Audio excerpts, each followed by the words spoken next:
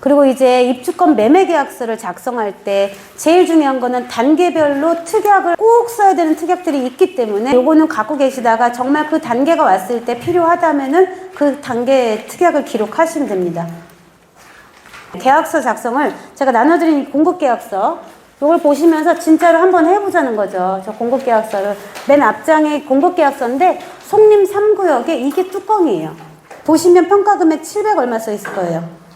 이게 진짜 실제 뚜껑 매물입니다. 뚜껑 매물이고 우리는 이제 작성할 건데 P5000이다 생각하고 입주권 매매계약서를 작성을 해보시자고요. 그래서 입주권 매매계약서를 한 방으로 이렇게 하시면 이렇게 여기에 물건의 표시도 쓰고 2번에도 쓰고 이렇게 쓰는 칸이 있는데 기본적으로 물건의 표시는 새 아파트 주소로 쓰는 거예요. 1번에 물건의 표시에는 새 아파트 주소를 쓰시는 거고, 두 번째는 종전 자기 갖고 있었던 거에 대한 소재지 있잖아요. 원래 동구 송림동 100번지라고 할게요. 토지 면적과 이런 걸 써주시면 되는데, 그리고 여기에 이제 쓰는 금액들이 나오잖아요. 금액들이 2번 종전 토지 및 분양 금액, 프리미엄 등에 관한 내역에 분양 금액은 당연히 아파트 분양 금액을 말하는 거겠죠? 분양 금액은 여기 분양계약서 보고 쓰시고, 그 다음에 권리가액 여기에 700 얼마 기록되어 있죠? 그 700 얼마 쓰시면 되고, 그 다음에 이렇게 쓰면 자동으로 한방에서는 계산이 돼요. 거기 분양가에서 권리가액 뺀 금액이 자동으로 기입이 되는데 우리는 직접 손으로 써봅니다. 그래서 분양계약서에도 써 있을 거예요. 추가 분담금에 대해서요. 얼마큼 납부해야 될지 아마 써 있을 건데 계산기를 직접 두드려 보셨으면 좋겠어요. 그러면 그 다음에 옵션 비용 같은 경우는 조합원들이 보통 포함이었기 때문에 별도로 별로 없더라고요. 프리미엄 금액을 우리가 그냥 5,000이라고 가정해서 쓸게요. 그러니까 쓰신다고 생각하시고, 계약 내용의 매매 금액은 뭘까요? 여기에서 말하는 매매 금액. 매도인과 매수인이 주고받는 그 매매 금액이 아니에요. 여기 입주권 첫 장에 나오는 매매 금액은 조합원 분양가가 있었던 그 분양가 있잖아요. 그 분양가에다가 P를 더한 금액이 매매가인데 물론 자동으로 계산돼요. 우리가 그 1번에다가 2번에다가 쭉 내역을 썼다면 3번 정도에 나오는 매매 금액은 자동으로 계산이 되는데 우리가 기본적으로 알아야 되기 때문에 이 매매 금액은 실제 그러니까 매수인이 매입하는 단가죠. 조합원 분양가에다가 P를 줬던 그 금액이 기록돼야 됩니다. 그리고 이 계약금은 실제 매도인과 매수인이 주고받을 때 우리 매매할 때 계약금 내잖아요. 보통 10% 매도인한테 그 계약금을 임의대로 뭐 1,000만 원 냈다고 생각하시고 뭐 1,000만 원이라고 기록하셔도 되겠죠. 그러면 중도금도 있다고 쓰셔도 될 거고, 그러면 잔금은 직접 계산기로 두들겨서 분양가 매매 대금에다가 계약금을 얼마라고 기록을 하셨더라면, 그래서 그 실제 잔금도 여기 이렇게 기록이 되는데 이 잔금을 주고받는 거 아니니까 헷갈리시면 안 됩니다. 실제 매매 대금, 여기에 기록된 매매 대금은 분양가 플러스 P가 적혀 있고, 그래서 잔금 자체는 되게 크겠죠. 아파트 잔금인 거니까. 직접 지금 분양계약서를 보시면서 소재지도 써보시고 그렇게 한번 직접 기록을 하시는 시간을 가져보겠습니다.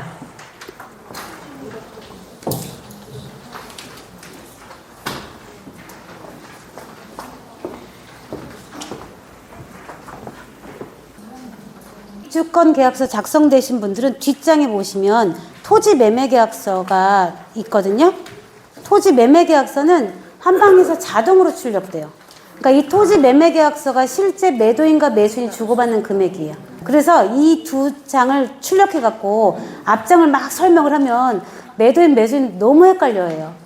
그러니까 뒷장을 보여주면서 실제 너랑 나랑 주고받는 네 금액은 이거야 라고 설명하시는 게 더 명확하게 이해된 다음에, 그런 다음에 앞에 입주권 분양계약서에 계약서는 이렇게 썼어, 분양가도 다 써있으니까 좀 헷갈리는데 실제 너하고 나하고 주고받을 돈 이거야 라고 설명을 하시는 게 좋죠. 이 토지 매매계약서가 권리증으로 만들어지는 서류예요. 입주권 매매계약서는 법무사가 가져가서 제출은 하지만 실제 내 집문서는 토지 매매계약서가 들어가는 거거든요. 매매대금 나오고 계약금 있으면 계약금 나오고 실제 중도금 있다면 중도금 쓰고 그렇게 자동으로 출력됩니다. 그래서 특약을 쓸 게 있다면 입주권 매매계약서 앞장에다가 줄줄줄줄 특약 써야 되지, 뒷장은 자동으로 출력이 돼버리니까 그래서 못하는데, 이게 조금 문제가 있는 게 사실은 아직 건축물 멸실 전인데도 불구하고 토지 매매 계약서를 황당하죠. 사실은 아직 건축물도 살아있고 이게 한 방에 제가 건의를 했음에도 불구하고 수정이 안 된 상황입니다. 사실 뭐 이게 뭐예요? 말도 안 되잖아요. 아직 건축물도 멸실 안 됐는데. 입주권 매매 계약서 앞장 보시면 건축물 면적 쓰는 데가 없어요. 토지 면적 쓰는 데는 있거든요. 건축물이 멸실됐다고 생각하고 이게 프로그램이 만들어진 거예요. 그래서 건축물 멸실 전이라고 입주권 매매계약서를 써야 된다면 건축물 면적은 그냥 특약에다가 쓰셔야 될 수밖에 없어요. 쓸 데가 없어요. 그리고 이제 분양계약금 10%를 지급했잖아요. 그러면 그 분양계약금도 어디다가 써야 될 거 아니에요. 그쵸? 왼쪽 오른쪽쯤에 기납부 분담금이라고 쓰는 데가 있거든요. 거기에 계약금 10% 지급했던 금액 쓰시면 되긴 하는데 여기다 쓰면 또 헷갈려. 매도인과 매수인이 주고받을 거는 잔금 그 총 금액 말고 별도로 10%를 줘야 되는데 여기다 써버리면 되게 헷갈리거든요. 그래서 아싸리 특약에다가 실제 매도 매수가 주고받을 돈은 얼마고 실제 계약금 10%도 얼마라서 잔금 외에 별도로 10% 지급한다라고 아예 한 줄을 특약으로 써주세요. 그래야지 설명하기가 쉬워요. 네. 이거를 토지 매매 계약서에도 기록이 안 되다 보니까 까딱하다가 계약금 정신없어갖고 잔금 때 분양계약금 10% 안 주면 안 되잖아요. 그러니까 매매계약서 앞장에 특약 쓰실 때 이렇게 분양계약금 10%도 별도 얼마짜리가 있다라고 써주시는 게 가장 명확하게 매도인하고 매수인을 이해시키는 방법입니다. 자기 돈이 실제 얼마 들어간지 헷갈리니까. 계약서 쓰실 때 특약에다가 단순하고 선명하게 그냥 딱 주고받을 돈 써주시라는 거죠. 그리고 여기에 이제 뭐 타입도 5구라고는 나와 있지만 타입 쓰는 데도 있고 동호수 쓰는 데가 또 없단 말이에요. 새 아파트 주소지에다가 옆에 동호수 쓰시면 되는데 그것도 또 헷갈린다. 그럼 또 특약에다 쓰신 거예요. 이 사람의 동호수는 몇 동 몇 호다 이렇게 써주시면 더 안 헷갈리거든요. 그렇게 줄줄줄줄 쓸 때는 앞장 특약 거기다 쓰시라는 거죠. 계약 내용 중에서 매매 금액은 자동으로 기입되지만 이 매매 금액은 매도인과 매수인이 주고받는 매매 대금이 아니라 분양 금액 플러스 피가 기록된 자동으로 계산된 금액이라는 거. 그래서 헷갈리지 마시라는 거를 말씀드리고 잔금도 자동으로 기입돼요. 계약금만 빼시면. 그래서 뭐 날짜도 위 잔금 중에 이거는 언제 지급한다. 사실은 아파트 완공할 때 지급하는 건데 우리는 지금 등기를 치잖아요. 그러니까 그냥 그 날짜 쓰셔도 돼요. 아파트 등기 치는 날짜. 우리 원래 잔금 날짜. 새 아파트는 뭐 3년 뒤 완공하더라도 그냥 잔금 날짜 써도 아무런 문제는 발생되지 않아요. 예.